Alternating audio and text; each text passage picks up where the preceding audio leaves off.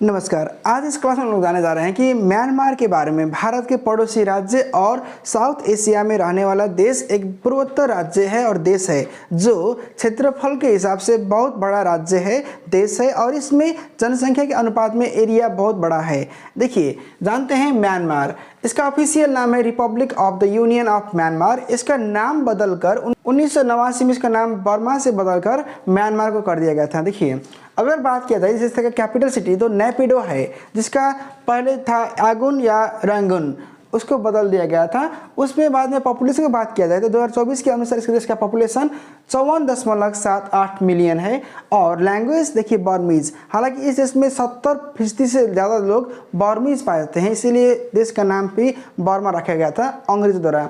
देखिए, language Burmese है। Religion अगर बात करें फादर ऑफ नेशन तो ऑंग सान को माना जाता है। और इस देश का अगर बात किया जाए तो रिलीजन में थेरावेदा यानी कि गौतम बुद्ध का जो एक ब्रांच है, एक सब टाइप्स है, उसको माना गया है। 88.92 अगर यानी कि 88 से लेके 91% तक यहाँ पे लोग इस तरह मानते हैं। देखिए, फ्लावर बात किया जाए पर्डोक है इसका फ्लावर। फ्रूट देखिए रैम्बोंडन इसका राष्ट्रीय जो फल होता है वो है बर्ड। ग्रीन पी फॉल इस देश का पाया जाने पंछी है।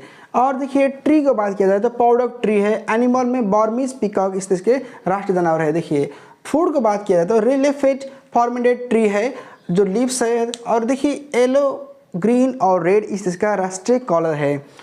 गेम देखिए कैनेबॉल इसका राष्ट्रीय खेल है। और हॉलीडे यानी कि हर सप्ताह में संडे को यहाँ पे छुट्टी होता है। नेबरिंग नेशन की बात किया जाए तो देखिए थाईलैंड, लाओस, चाइना, इंडिया और बांग्लादेश इस देश का नेबरिंग कंट्री है। इंडिपेंडेंस इस देश को मिला था जनवरी 4, 1948 को। इस देश में देखिए ब्रिटिश कॉलोनाइज होने के बाद 1942 में जापान ने इसको कब्जा कर लिया था। फिर जापान के हिरोशिमा और नागासाकी में बम गिरने के बाद जापान जब युद्ध से हट गया तो 1945 तक और 40 तक देखिए इसमें ब्रिटिश शासन था फिर से। उसके बाद इसको आज़ाद कर दिया गया था। देखिए, इसका एरिया को बात किया जाए तो देखिए 6,76,578 स्क्वायर किलोमीटर इसका ज़मीन है।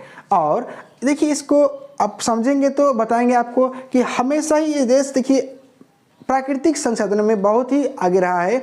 इस देश में आपको अगर बात किया जाए तो देखिए 800 से ज़्यादा पंछी पालते हैं इस देश में, बाघ, भालू, और देखिए रूबी का भी बहुत ही बड़ा खादान है इस देश में।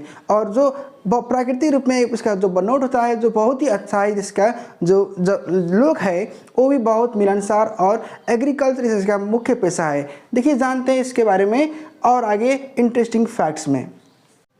देखिए, इस देश में क्या है कि आपको समझने के लिए Myanmar has its on unique system of measurement. यहाँ के लोग जो नाप तौल के लिए अपना खुद का बनाए हैं लोग नापने के लिए और जोखने के लिए। देखिए, Myanmar is known for land of temples and pagodas. इस देश में बौद्ध धर्म के मानने वाले लोग हमेशा ही की तरह देखिए इसमें पैगोडा शैली का मंदिर और अपना जो भी उनका विश्वास रहता है उसका अपना मंदिर बनाते हैं और उसको पूजा करते हैं। देखिए, Myanmar is known for land of temple and pagoda. British colonise in 1824 को ब्रिटिश ने इसमें आके कब्जा किया था, कॉलोनाइज किए थे इसको। और 1942 में देखिए जापान ने अपना सैनिक यहाँ भेजकर इसको इन्वाइट किया था। देखिए, अगर बात किया जाए तो देखिए देयर आर 135 इतनी ग्रुप्स इन म्यांमार। 135 से ज़्यादा जाति यहाँ पे रहते हैं, जनजाति, और वो अपने देशों में रहते हैं अलग अलग जगहों पर।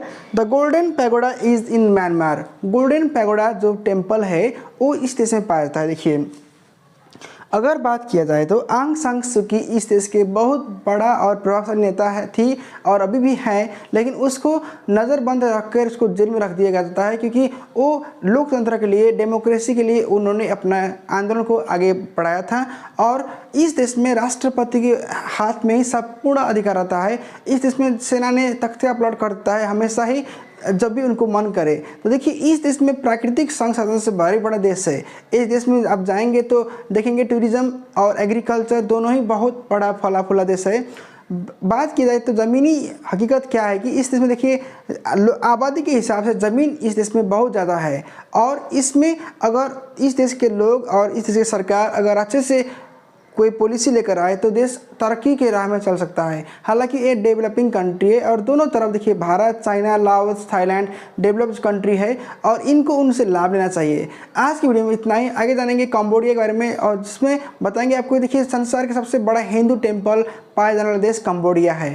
Thank you.